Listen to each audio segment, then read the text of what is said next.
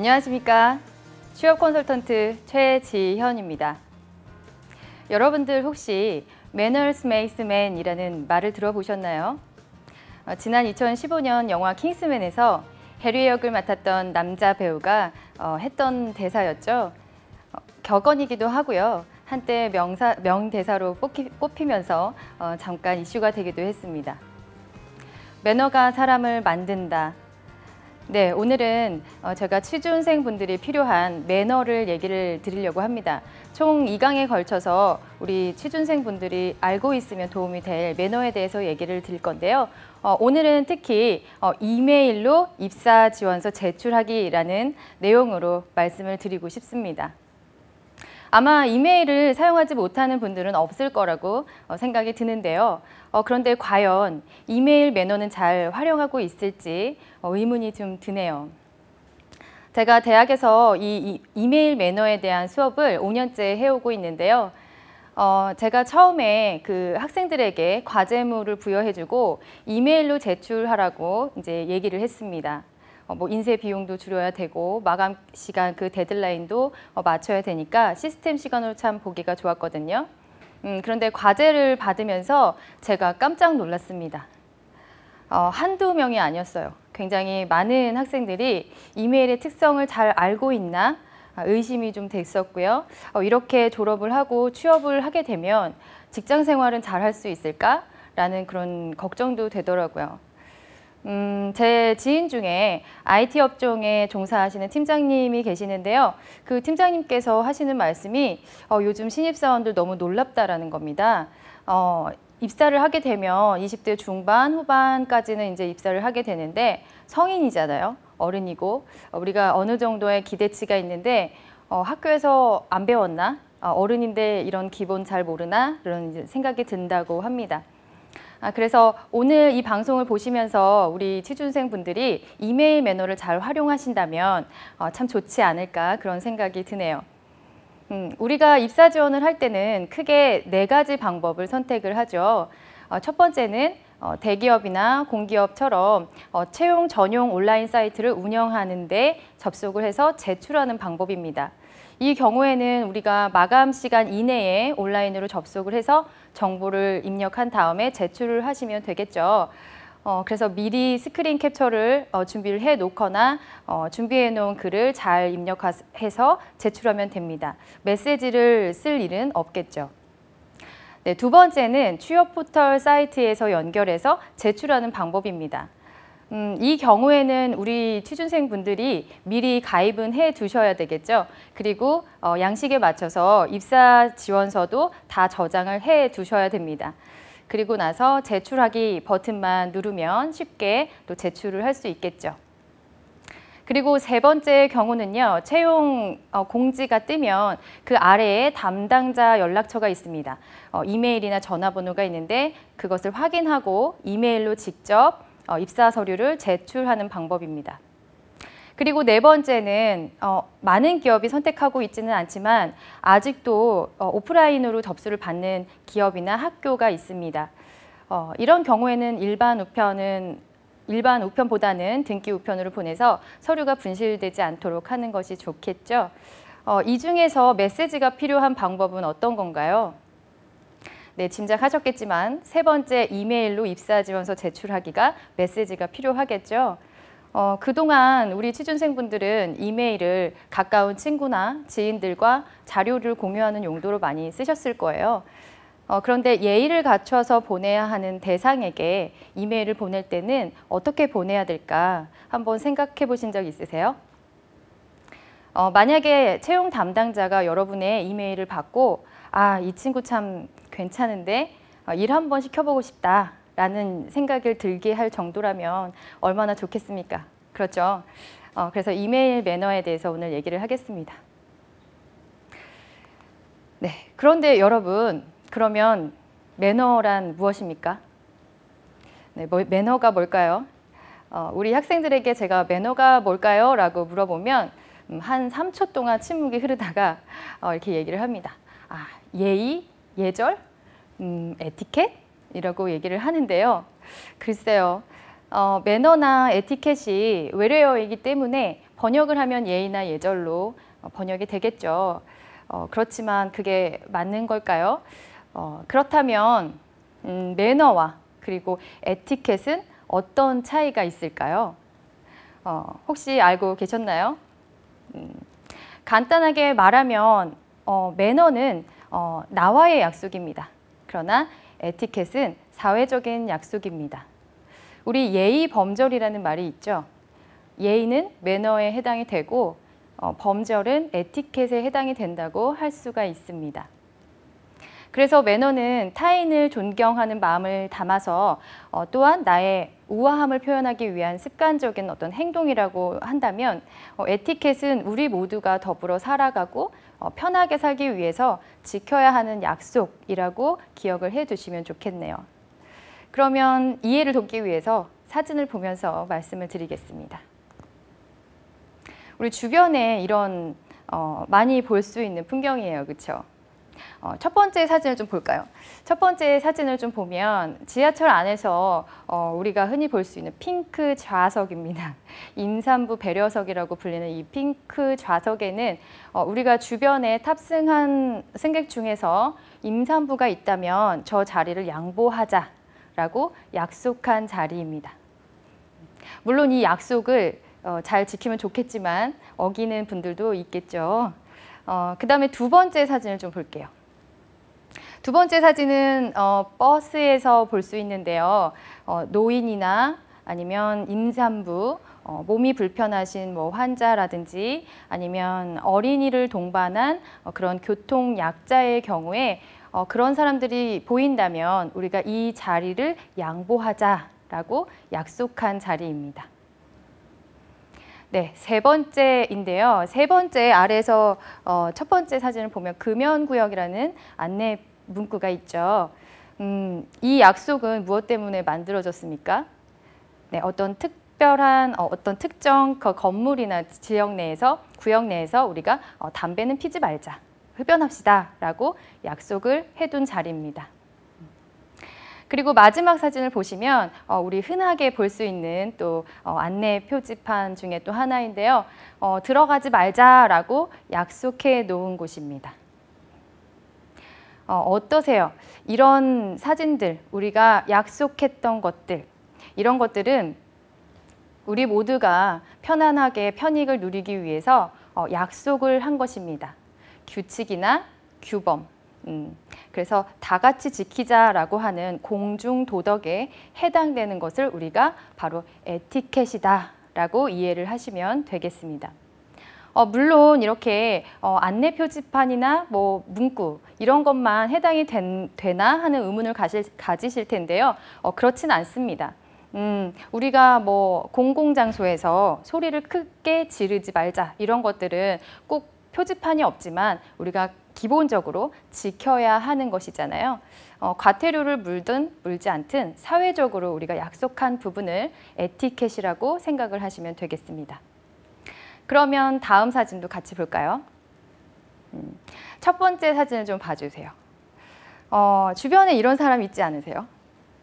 식사를 하거나 음식물을 섭취할 때 쩝쩝 소리를 내면서 먹는 사람. 지금 누가 떠오르실 수도 있겠네요. 제 주변에도 있는데요. 이렇게 음식물을 섭취하면서 쩝쩝 소리를 낸다거나 바작바작 소리를 낸다면서 이렇게 식사를 하신다면 주변 사람한테 그렇게 큰 피해는 아니지만 그래도 신경 쓰이게 하는 행동이긴 할 거예요. 그렇죠? 그래서 주변 사람들에게 그렇게 신경 쓰이지 않도록 내가 조용히 음식물을 섭취하는 것. 이런 행동. 그 다음에 두 번째도 좀 볼까요? 두 번째는 어떤 쇼핑몰이나 어떤 건물에서 그러니까 강화 유리로 된 그런 무거운 문일 경우에 앞 사람이 가면서 뒤돌아보지 않고 문을 놓게 되면 어떻습니까? 네, 뒷사람이 사고를 당할 수도 있고 다칠 수도 있습니다. 네, 그래서 뒷사람이 무사히 잘 빠져나올 수 있도록 잠시 문을 잡아주는 행동. 자, 그 다음에 세 번째 그림 보겠습니다. 세 번째 그림, 우리가 주변에서 이렇게 무거운 짐을 누가 들고 있다면 그 사람의 무게를 내가 같이 짊어져 주는 것. 그 사람의 어려움을 조금 도와주는 것. 네, 이런 행동. 그 다음에 마지막을 보겠습니다. 마지막 사진은 뭐 여자친구나 혹은 남자친구와 데이트할 때 아니면 뭐 식사 자리에 어른들과 동반했을 때를 좀 생각해 보시면 될 것 같은데요. 둘 다 좋은 편한 자리면 참 좋겠지만 한쪽은 좀 더 편해 보이는 자리이고 한쪽은 조금은 불편해 보이는 자리가 있습니다. 그런 경우에 내가 기꺼이 편안함을 포기할 수 있는지, 상대방을 위해서 내가 편안한 그 편안함을 누릴 수 있도록 양보할 수 있는지, 이런 행동들인데요. 이런 행동들을 보면 어떤가요? 누가 강요하지 않고 우리가 어떤 의무성을 가지고 행동해야 되는 건 아니죠. 그렇지만 우리가 스스로 하고 싶어서 그 사람을 배려하는 차원에서 존경하는 마음이 우러나와서 그와 더불어 내가 어떤 그런 교양 있는 행동을 할 수 있는 그 표현 방법이 바로 우리는 매너라고 합니다. 자, 이제 매너와 에티켓의 차이를 분명히 아셨겠죠? 네, 그렇습니다. 그래서 매너는 자의적으로 자율성을 가지고 타인을 위해서 존경하는 마음을 표현하고 나의 우아함을 표현하는 그런 습관적인, 대인적인 그런 행동을 매너라고 합니다. 그렇기 때문에 매너가 있다 없다라고 표현하는 것은 적절하지 않습니다. 누구에게나 매너는 가지고 있어요. 그 매너가 단지 방식이 다르기 때문에 그 사람마다 독특한 습관이 있잖아요. 그 습관이 남을 배려하는 매너라면 좋다라고 표현을 하고요. 그렇지 않다면 좋지 않다라고, 나쁘다라고 표현을 합니다. 에티켓처럼 의무성이 없기 때문에 매너를 지켜라, 지키지 말아라, 뭐 이런 표현도 적절하지 않다고 보시면 되겠네요. 네. 이 매너는 어쩌면 굉장히 사소한 걸지도 모릅니다. 그러나 이 매너는 우리가 매너를 보여줬을 때 그 상대방으로부터 받는 그 긍정적인 영향으로 인한 결과는 무척 크게 다가오죠. 그래서 여러분들도 이메일을 보낼 때 이 매너를, 좋은 매너를 보여주셔서 함께 일할 수 있는 기회를 크게 많이 잡으셨으면 좋겠습니다. 자, 제가 학생들에게 또 물어봤어요. 이 이메일을 보내는데 형식이 필요하다. 이메일도 구성을 좀 갖춰서 보내야 된다. 라고 이렇게 얘기를 하니까요. 한 학생이 손을 들고 질문을 하더라고요. 교수님, 이메일은 편지가 아니잖아요. 라고 하더군요. 그래서 아차 싶었죠. 이메일에 대해서 알려줘야 되겠다. 왜 이메일을 편지 형식으로 써야 되나요? 라고 궁금한 친구들이 있을 텐데, 네, 그럼 잠깐 또 이메일에 대해서 얘기를 해볼까요? 네, 이메일이 뭡니까, 여러분? 이메일 편지입니까? 편지가 아닙니까? 네, 이메일 우리가 그냥 편안하게 쓰고는 있는데 이것이 무슨 뜻인지 잘 모르시는 분들도 있으신 것 같아요. 그래서 간단하게 한번 보겠습니다. 네, 이메일은 일렉트로닉 메일이죠. 그래서 전자우편 또는 전자편지라고 합니다. 네, 답을 찾으셨나요? 그러면 이메일 편지인가요? 편지가 아닌가요? 네, 편지죠. 네, 통신망을 이용해서 주고받는 편지입니다. 그래서 어떤 시스템을 활용한다는 것, 온라인 시스템을 활용한다는 차이가 있지만 같은 우편이라는 걸 잊지 않으셨으면 좋겠어요. 쉽게 말해서 우리가 학창 시절에 친한 친구 그리고 가벼운 어떤 편안한 관계에 사람들과 편지를 주고받는다고 생각을 해보세요. 그러면 내가 조금 편안한 어떤 어투로 캐주얼하게 편지를 좀 주고받을 수 있겠죠. 네, 그런데 또 조금은 예의를 갖춰야 되는 대상에게 편지를 쓴다고 한번 생각을 해보세요. 어떠세요? 그렇게 편안하게 캐주얼한 내용으로 좀 쓰기는 곤란하겠죠. 네, 그래서 이메일 매너가 필요합니다.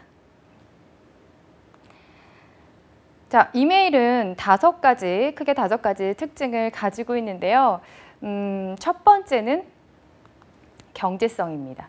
이거는 아마 제가 따로 설명을 하지 않아도 다들 이제 공감을 하시는 부분인데요. 이 경제성이라는 부분, 시간과 비용을 아낄 수 있기 때문에 경제성이라고 합니다. 네, 우편료를 따로 지불하지 않고 내가 직접 왔다 갔다 하지 않으니까 이동 거리의 비용이나 이런 것들이 단축되겠죠. 그래서 경제성입니다. 그리고 두 번째는요. 두 번째는 편의성인데요. 우리가 인터넷 환경, 이런 통신망이 있는 환경에서는 장소에 구애받지 않고 이메일을 주고받을 수가 있겠죠. 그래서 두 번째 특징은 네, 편의성이라고 할 수 있습니다. 지금은 모바일 기기들이 굉장히 많이 발달했기 때문에 휴대폰으로 혹은 뭐 태블릿 PC나 노트북을 가지고 다니면서 이동 중에도 보낼 수가 있잖아요. 그런 편의성이 있겠네요. 네, 그 다음에 세 번째는요, 네, 통신성입니다. 이 통신성은 연락을 주고받을 수 있는 기능이다라고 이해를 하시면 되는데요. 지금 여러분들이 많이 느끼지는 못하시겠지만 입사를 하게 되면 이메일은 중요한 비즈니스 연락망이 됩니다. 지금 여러분들은 이메일을 주고받을 때 뭐 친구들과 영화나 음악이나 이런 자료 정도를 공유하는 용도로 사용하시겠지만 직장인이 되시면 이메일만한 그 연락수단이 없습니다. 파트너, 해외 파트너가 있다 그러면 시차에 상관없이 우리가 이메일을 보낼 수 있고요. 자세하게 서류도 첨부할 수 있고요. 그래서 이메일은 굉장히 빈번하게 사용하는 비즈니스 연락수단입니다. 내부 직원들과 소통을 할 때, 그리고 거래처와 소통을 할 때, 그리고 해외 파트너와 소통을 할 때에도 비즈니스 이메일은 굉장히 많은 부분을 차지하죠. 그래서 지금 좀 많이 미리 알아두신다면 좋지 않을까 그런 생각이 드네요. 그 다음에 네 번째인데요.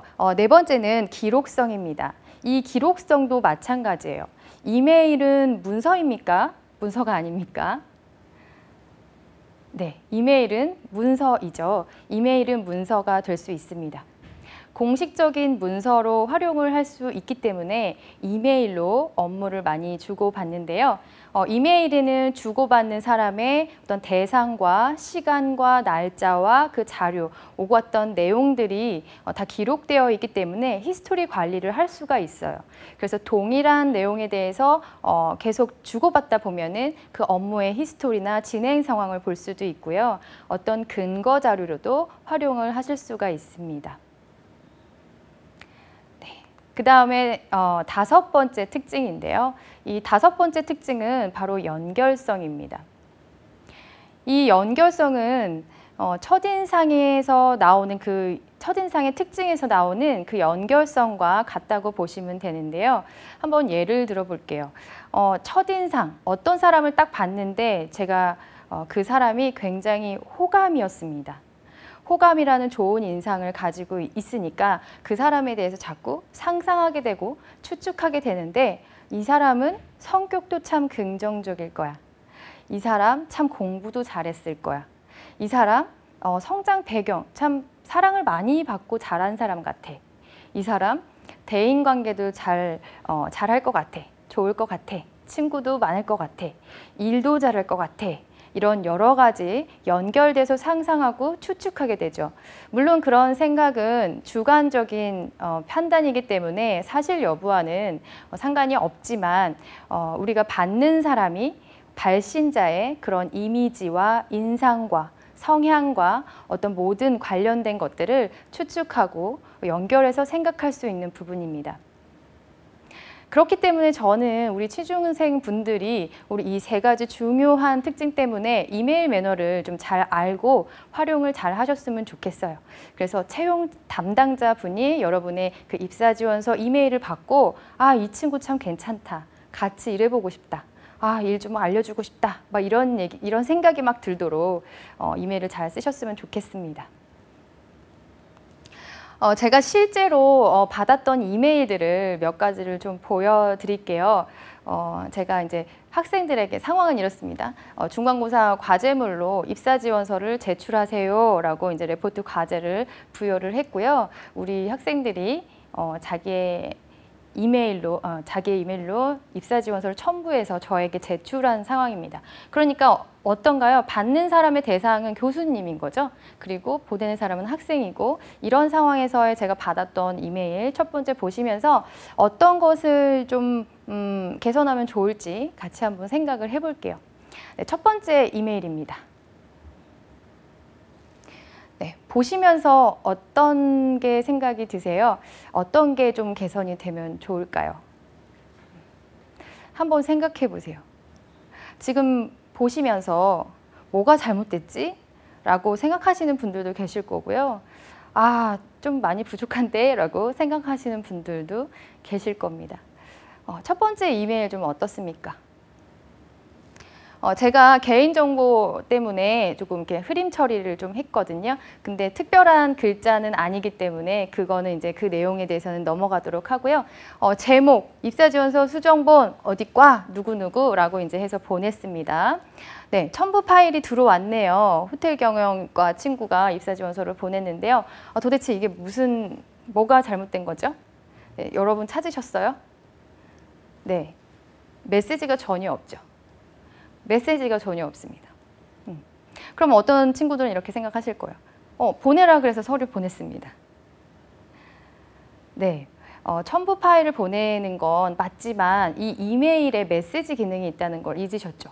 네, 메시지. 그래서 이게 어쩌라는 거죠? 네, 메시지가 있어야 되는데 내용이 모두 빠져 있습니다. 네, 두 번째 이메일을 잠깐 볼까요? 네, 두 번째 메일을 보는 순간 어떠세요? 네, 두 번째도 우리 친구가 서류 입사 지원서를 보내줬습니다. 내용이 들어와 있네요. 그죠? 두 번째 이메일은 내용이 들어와 있어요. 흐흐 하고 저에게 웃음을 날려줬습니다. 이런 메일을 제가 학기마다 좀 몇 개씩 받아요. 흐흐 아니면 이렇게 키역키역해서 크크 이렇게 보내는데 그래서 제가 너무 궁금해서 우리 학생들한테 물어봤어요. 저한테 이메일을 보내는 학생들이 흐흐라고 보냈다. 혹은 크크라고 보내는데 왜 그렇게 보내는 걸까요? 그 의도는 뭘까요? 라고 물어보니까 학생들이 할 말이 없어서 이렇게 보낸다는 거예요. 할 말이 없구나. 네, 이메일을 보낼 때 할 말이 없으니까 그냥 웃음으로 이렇게 때운다는 거예요. 네, 이 친구도 마찬가지로 이메일 매너를 많이 잘 보여주지 못하고 있죠. 그냥 한번 웃어줬습니다. 자, 세 번째 이메일을 좀 보겠습니다. 세 번째 이메일 보시니까 어떠세요? 어떤 게 조금 개선이 되면 좋을 것 같으세요? 이 친구 같은 경우에도 입사 서류를 잘 첨부를 해서 보냈는데요. 보냈습니다. 라고 메시지도 보냈습니다. 네. 네, 제가 이메일을 잘 받았기 때문에 뭐 보냈다는 건 알겠지만 지금 앞에 있는 친구, 두 번째 친구, 그리고 지금 이 세 번째 친구까지 메시지의 기능을 전혀 활용하지 못하고 있습니다. 이메일에서 중요한 첨부 공유를 하는 거, 파일을 공유하는 그런 기능은 모두가 잘 알고 사용하고 있는데요. 여러분 이렇게 해서 이메일을 쓰는 습관을 나중에 기업에 들어가서 사용하게 된다면 어떨까요? 그 이메일을 받은 업체의 담당자나 거래처 사람들이 여러분의 이메일을 보고 이 회사에 대한 이미지 그리고 여러분에 대한 이미지를 어떻게 기억을 할까요? 그런 부분을 조금 고려하셨으면 좋겠어요. 자, 계속해서 그 다음 이메일도 보겠습니다. 네, 이 이메일은 좀 어떤가요? 어떤 게 개선이 되었으면 좋겠다고 생각이 드시나요?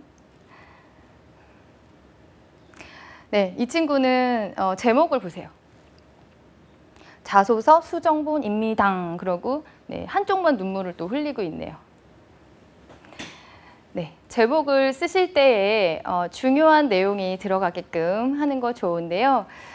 일단 자소서 수정본을 보냈다는 건 알겠지만 조금 그 우는 표정이라든지 뭐 임미당이라는 거 뭐 조금 귀엽게 봐줄 수는 있지만 상대방에게 조금 예의를 갖춰야 되는 그런 상대방이라면 조금 맞춤법에 대해서 신경을 쓰셔야 되겠죠. 네, 본문을 보세요. 본문 보시면 고쳐보긴 했는데 괜찮을까요? 라고 했습니다. 네. 맞춤법을 모르면서 이렇게 보내는 건 전혀 아니에요. 좀 친근함의 표현인지 아니면 좀 편안하게 생각해서 하는 건지는 잘 모르겠지만 좀 귀엽게 받고 넘어갈 수 있을 것 같아요. 이제 교수님의 입장에서 만약에 학생들이 이런 이메일을 보내면 우리 학생 참 뭐 귀엽다라고 지나갈 수도 있는데 이제 앞으로가 걱정인 거예요. 이렇게 입사를 하면 참 우리 학생들 잘 적응할 수 있을까 이런 걱정이 계속 되는 거죠. 그 다음 이메일도 보겠습니다. 네, 이 다음 이번 메일은 우리 친구가 메시지를 넣어줬습니다. 네, 어떠세요? 입사 지원서입니다. 라고 똑같이 제목을 했고요. 그 다음에 파일도 잘 보냈습니다. 그리고 메시지를 보시면 안녕하세요. 저는 어디 누구입니다. 라고 이제 자기소개를 했고요. 입사 지원서 제출입니다. 라는 메시지도 있고 좋은 하루 보내세요. 라는 메시지도 넣습니다. 훌륭하다. 이렇게 생각하실 수 있죠. 그렇죠? 네, 뭐 앞에 있던 우리 학생들과 비교한다면 굉장히 잘 쓴 이메일입니다. 네, 그런데 많은 구성 요소가 빠져 있죠. 앞에 있었던 이메일들은 너무 많이 빠져 있었기 때문에 여러 가지 이제 말씀을 드리기가 참 어려웠지만 이 친구 같은 경우에는 처음에 누구에게 보냈는지가 나와 있지 않습니다. 누구에게 보냈는지가 나와 있지 않죠. 이메일 같은 경우에는 그 영문으로 우리가 주소를 만들어서 쓰기 때문에 철자 하나가 잘못되더라도 다른 사람에게 갈 수도 있고요. 그렇죠? 제대로 전달이 됐을지 모르는 상황에서 우리가 누구누구님께 혹은 누구누구님 이라고 한번 붙여주시는 게 훨씬 좋겠죠. 상대방이 누구인지 수신자명을 써주시는 게 좋겠습니다. 그래서 만약에 뭐 안녕하세요라고 하면 누구누구 교수님 안녕하세요. 혹은 누구누구 교수님께 안녕하세요 라고 수신자와 인사를 같이 해주시는 것이 좋겠죠. 그리고 자기의 소개를 했습니다. 그 다음에 입사지원서 제출하겠다고 본문의 내용을, 핵심 내용을 얘기를 했고요. 좋은 하루 되세요 라고 인사 마무리도 했습니다. 그런데 여기에서 뭐가 부족할까요? 우리가 이메일에도 형식이 중요하다고 했는데 이 형식에서 보면 마지막에 한 번 더 누가 드립니다. 혹은 누구누구 올림, 누구누구 드림 이라는 문구가 있으면 훨씬 좋습니다. 그리고 제가 하나 알려드릴 사항은 뭐냐면 이렇게 중요한 파일이 오고 가는 상황에서 발신자의 연락처를 넣어주시는 것이 좋습니다. 제가 항상 강조드리는 부분인데 우리 학생들에게 얘기를 해줘요. 만약에 중간고사 과제물일 경우에 여러분들이 이제 깜빡하고 이메일을 잘못 보냈거나 안 보냈거나 했을 경우에는 저는 다음 주차 수업을 가서 누구누구 안 보냈습니다. 누구누구 파일이 잘못됐습니다. 다시 보내주세요. 라고 얘기를 해줄 수 있지만 종강이라거나 아니면 우리가 또 만나지 못하는 그런 상황에서 단 한 번의 이메일만 보낼 기회가 있다면 잘못됐을 때 우리가 급한 상황에서 연락을 할 수 있어야 되는데 그런 정보가 전혀 없다라는 거죠. 그렇게 얘기하니까 우리 학생들이 답장하시면 되잖아요. 라고 얘기를 하더라고요. 그쵸. 답장을 하면 되죠. 그런데 뭐가 문제예요? 시기를 다투는 급한 상황에서 우리가 연락할 수 있도록 연락처가 있어야 되는데 이 답장을 내가 보내면 상대방이 언제 읽을지 언제 그 문제가 해결될지 모르기 때문에 세워라 내워라 할 수 없다라는 거죠. 이 발신자의 정보를 주는 것은 발신자를 위해서 필요한 것들입니다. 수신자는 급할 일이 전혀 없잖아요. 네. 그러면 마지막 이메일 예시를 같이 보겠습니다. 어떠세요? 이 마지막 이메일을 보내니까 우리 같이 보시는 학생들이 와 이러면서 탄성이 막 들렸었어요. 네, 굉장히 잘 썼죠. 다른 친구들에 비해서는 굉장히 잘 쓴 이메일입니다. 네. 보시면 제목도 잘 썼고요. 그 다음에 뭐 첨부 파일도 잘 보냈고요.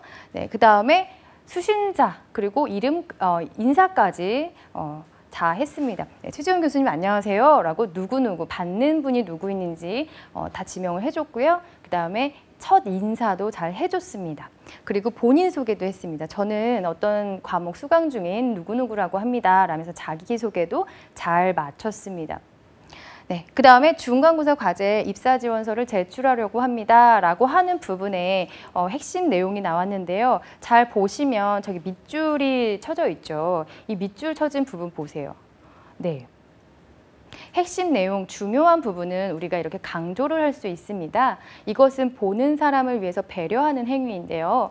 메시지 중에서 가장 우리가 눈여겨서 봐야 될 거에 대해서 강조 처리를 해주는 거죠. 그래서 컬러를 다르게 한다든지 아니면 굵게 볼드체로 한다든지 아니면 밑줄을 긋는다든지 아니면 폰트 크기를 다르게 한다든지 해서 눈에 띄게 할 수 있는 부분입니다. 그래서 보기 좋게 이 친구는 또 강조를 해줬네요. 그리고 계속해서 확인 부탁드립니다 라는 이제 당부의 메시지도 빼놓지 않았습니다. 그리고 쌀쌀한 날씨에 감기 조심하세요 라고 이제 마무리 인사와 함께 다음 주 수업 때 뵙겠습니다 라고 잘 써주셨습니다. 그럼 여기에서는 완벽하다고 생각하실 수 있을 것 같은데요. 우리가 여기에서 조금 더 넣어주면 좋은 매너들이 뭐가 있을까요? 발견하셨나요? 네, 여기에서 조금 더 본다면 우리 이 앞서서 제가 설명해드린 것처럼 이 파일이 잘못됐을 경우에 연락 부탁드립니다. 뭐 이런 메시지가 없고요. 그 다음에 누구누구 드림, 누구누구 올림이라는 게 좀 빠져 있네요. 그런 것만 더 추가해 주신다면 정말 잘 쓴 이메일이다라고 저는 말씀을 드릴 수 있을 것 같아요. 그러면 이메일은 어떻게 구성해야 되는지 한번 보겠습니다. 이메일 구성 내용인데요. 이메일은 크게 6가지로 구성이 되어 있습니다. 네, 그래서 첫 번째 주소 부분인데요. 이 주소는 수신자와 발신자의 주소를 아셔야 됩니다. 수신자와 발신자 말씀드렸듯이 그 영문 주소이기 때문에 조금만 철자를 확인하지 못하면 잘못되는 경우가 있고요. 나의 소중한 입사지원서 개인정보가 담긴 것이 잘못 다른 사람에게 갈 수도 있습니다. 그리고 두 번째 발신자 부분인데요. 저도 서류 평가를 하면서 눈여겨보는 것 중에 하나가 뭐냐면 이메일 아이디예요. 이메일 아이디가 조금 좋은 인상을 주면 좋겠는데 그렇지 않은 경우에는 감점 요소가 되겠죠. 예를 들면 우리가 쉽게 아이디를 만들 때 한글을 쓸 건데 이제 영문 키로 변환을 시켜놓고 내 이름을 이렇게 한다든지 아니면 별명을 한다든지 그렇게 해서 영문을 봤을 때 모음이 하나도 없어서 읽을 수 없는 경우가 있습니다. 그래서 그런 경우 좋은 인상을 주기가 어렵고요. 제가 그래서 궁금해서 말도 안 되는 이 아이디가 무슨 뜻일까 해서 변환을 했는데 기억에 남는 게 욕설 같은 게 있었고요. 그 다음에 뭐 눈누난나 뭐 이런 거 그냥 이렇게 심심해서 막 지은 아이디 같은 게 있었고요. 그 다음에 아이디 옆에 생년이 같이 들어간 거예요. 예를 들어서 뭐뭐 89 이런 식으로 하면 그 친구가 89년생인 거를 누구나 알 수 있게끔 그렇게 하는 아이디인데 혹시 보안 쪽이나 뭐 이 IT 쪽에 지원을 하는 친구라면 개인정보를 소홀하게 여긴다는 인상을 줄 수도 있기 때문에 이 기회에 내 아이디가 좋은 인상을 줄 수 있는지 한번 점검을 해보시고요. 일부러 좋은 인상을 주려고 노력할 필요는 없지만 감점이 되지는 않아야겠죠. 그래서 가장 무난한 거는 본인의 이름의 이니셜을 따서 하시는 것도 좋고요. 아니면 지원하는 분야에 관심을 내서 내가 예를 들어서 인사 쪽에 관심 있다 그러면 뭐 HR이 들어가게끔 한다든지 환경 쪽에 관심 있다 그러면 에코가 들어가게 한다든지 그렇게 하는 방법도 좋겠네요. 이 이메일을 보내면 우리가 자주 이메일 공지에 대해서 뭐 면접 과정이나 안내나 이런 것들을 받을 수 있기 때문에 내가 오류가 없는 서버를 사용하는 계정인지 그다음에 자주 사용하는 계정인지 확인하고 쓰시는 게 좋겠습니다. 네, 두 번째는 제목인데요. 이 제목은 우리가 본문을 읽지 않더라도 어떤 내용인지 잘 알 수 있도록 핵심을 잘 알 수 있도록 하는 제목이 좋습니다. 그래서 안녕하십니까 이런 내용이 아니라 뭐 입사지원서 제출, 요청, 무슨 서류 관련, 송부 이런 식으로 간단하게 얘기를 하는 것이 좋고요. 그 다음에 머릿말 같은 꺽쇠 가로, 꺾은 가로를 좀 사용하시면 우리가 좀 집중해서 보실 수 있기 때문에 뭐 꺾은 가로를 해서 공지 혹은 뭐 자료 제출 이런 식으로 확인할 수 있게 하는 것도 좋은 방법입니다. 자, 세 번째는 인사말인데요. 인사는 처음에도 해야 되고 마지막에도 하는 것이 좋습니다. 소개를 할 때는 자기소개를 하고 안부를 묻는 게 좋은데 우리가 처음 보내는 사람한테는 굳이 안부를 물을 필요는 없어요. 이 부분은 생략하실 수가 있습니다. 그리고 본문인데요. 이 본문은 서론, 본론, 결론을 다 포함해서 본문을 얘기를 하는데 이메일에서는 이 서론, 본론, 결론 부분이 두세 줄로 압축되는 경우가 있습니다. 그래서 이 부분은 크게 내가 서론을 어떻게 만들고 본론을 어떻게 만들고 결론을 어떻게 만들어야겠다 머리를 이렇게 쓰실 필요는 없고요. 일단 핵심 내용이 들어가고 요청 당부사항이 있는지를 좀 확인하면 좋겠죠. 그래서 서류 제출을 하고 확인해 주시기 바랍니다. 확인 부탁드립니다. 이런 것들이 이제 당부 결론에 해당이 되겠죠. 그 다음에 이제 그 다음에 이제 서명 부분인데요. 이 서명 부분은 우리 학생들이 잘 활용하시면 좋은 부분입니다. 그래서 내가 좋아하는 격언이나 명언 아니면 나의 가치관이 들어간 한 문장 아니면 나의 이미지를 잘 보여줄 수 있는 그런 것들 아니면 연락처 정보들을 남겨주시면 훨씬 좋겠죠. 그리고 마지막은 첨부 파일인데요. 첨부 파일의 용량이 큰 경우에는 압축해서 보내주시고요. 이메일 보시면 이 클립 모양이 있습니다. 그 첨부를 하게 되면 클립 모양이 있는데 간혹 친구들이 실수하는 부분이 뭐냐면 보냈습니다 했는데 메일에 클립 모양이 없는 경우가 많아요. 그래서 첨부 파일을 꼭 보냈는지 확인을 하시고요. 보내면 그 메시지함에 가셔서 오류 없이 잘 열리는지 한번 점검을 해보실 필요가 있습니다. 자, 그럼 제가 상황을 한번 드릴게요. 네, 취준생 이신입 씨가 평소에 관심 있던 한국 기업의 홈페이지에서 채용 공고문을 확인을 했습니다. 그리고 채용 담당자에게 이메일을 보내는 상황입니다. 네, 이메일을 이렇게 보낼 수가 있겠죠. 처음에 제목에 이렇게 입사 지원서 2017년 상반기 신입 영업관리 지원 이신입 어떤 서술 문장을 만들려고 노력하시지 마시고요. 이 이메일의 핵심이 무엇인지 간략하게 써주시면 좋을 것 같아요. 그래서 머릿말 이렇게 꺾은 가로로 입사 지원서라고 중요하게 강조를 또 해줬네요. 주소 부분인데요. 이 주소 부분은 수신자와 발신자의 주소를 좀 꼼꼼히 확인을 하셔서 나의 이메일이 부정적인 인상을 주지는 않는지 한번 점검해 보실 필요가 있겠습니다. 네, 첨부 파일은 내가 잘 열리는지, 오류 없이 잘 열리는지 용량이 클 때는 압축을 해야 되기 때문에 저 클립 모양이 보이시죠? 이 클립 모양이 보이도록 잘 하셔야 되겠습니다. 처음에 그래서 이제 이렇게 본문이 시작되죠. 김채용 대리님께 라고 하는데 김채용 대리님 이라고 채용 담당자 이름이 없을 경우에는 우리가 그냥 채용 담당자님께 라고 보내시면 되겠고요. 처음에 안녕하십니까. 네, 저는 도전 정신이 강한 지원자 이신입이라고 합니다. 라고 하면서 자기의 어떤 이미지를 드러낼 수 있는 그런 표현 문구를 하나 넣어주면 센스가 있겠죠. 네, 계속해서 본문을 보시면 이렇게 진행이 되겠습니다. 서론 부분이죠. 제가 한국 기업의 홈페이지를 보면서 지난 며칠 날 4월 28일 게재되었던 이런 채용 공고문을 확인하게 되었습니다. 그래서 제가 관심 있는 신입사원 그 영업관리직으로 제가 입사지원서를 제출합니다. 라고 이제 내용을 보냈고요. 저거는 이제 여러분들이 정말 강조하고 싶으신 부분을 색깔로 좀 바꿔서 하시는 경우도 있고요. 폰트를 좀 다른 스타일로 바꾸거나 밑줄을 해서 보는 사람이 좀 편리하게 하시는 것도 좋습니다.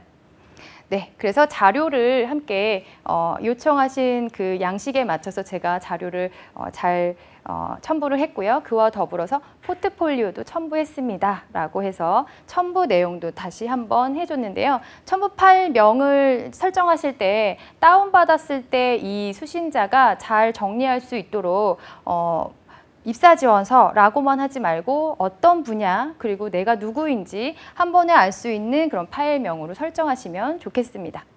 네, 그래서 이번에 꼭 함께 하고 싶습니다 라고 하면서 문제가 생기시면 연락 주시기 바랍니다 라고 하면서 이 메시지를 주셨네요. 이때에는 비격식체나 이모티콘은 많이 사용하시지 마시고요.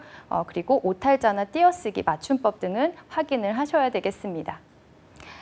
네, 그리고 마지막 마무리 인사인데요. 네, 날씨가 많이 덥습니다. 네, 건강에 유의하시기 바랍니다. 라고 인사를 했습니다. 그리고 마지막 부분이죠. 이 서명을 좀 많이 활용하시면 좋을 것 같은데요. 자기가 좋아하는 도전은 인생을 즐겁게 한다, 흥미롭게 한다라는 어떤 글귀를 서명으로 사용해서 연락처 정보와 함께 이렇게 보여줬습니다. 어떠세요? 여러분들이 이렇게 입사 지원서를 이메일로 보내신다면 받는 채용 담당자가 어떤 생각이 들까요? 아, 참 좋은 매너를 가진 이메일을 받았다. 일해보고 싶다. 이 친구 참 괜찮은데? 라는 생각이 좀 들겠죠? 네, 이렇게 보내시면 좋은 인상을 주실 수 있을 것 같아요. 그래서 수시 채용이나 상시 채용에 채용 담당자 분들께 여러분들이 입사 지원서를 이메일로 보내시게 된다면 오늘 배우신 이 이메일 매너를 잘 활용해서 좋은 인상을 남기셨으면 좋겠습니다. 네, 마지막으로 이메일을 보낼 때 유의사항 몇 가지만 알려드릴게요. 네, 첫 번째, 6가지 구성 요소를 확인하고 내가 잘 보내시면 좋겠습니다. 두 번째, 이름, 직급, 수신자 정보는 정확하게 확인해서 직급과 이름, 실수하지 않도록 해주시는 게 좋겠고요. 네, 그 다음에 세 번째, 긍정적인 표현과 공손한 어투. 그래서 대리님에게가 아니라 대리님께라고 꼭 그런 표현들을 신경 써주셨으면 좋겠습니다. 그리고 간결한 문체와 명료한 표현으로 읽기 쉽게 주저리 이렇게 하시는 표현들은 없는지 확인을 해주시고요. 그리고 마지막으로 발송 전에 초안을 검토하셔서 내가 오류는 없는지 점검을 꼭 해주시기 바랍니다. 네, 어떠셨나요? 오늘 Manners Makes Man에서 첫 번째 주제로 이메일로 입사 지원서 제출하기에 대해서 얘기를 해봤는데요. 내가 자신 있게 이제 채용 담당자 분들께 이메일 보내실 수 있겠죠? 오늘 영상을 참고하시면서 자신 있게 입사 지원서 많이 제출하시기 바라고요. 좋은 결과 있으시길 바랍니다. 감사합니다.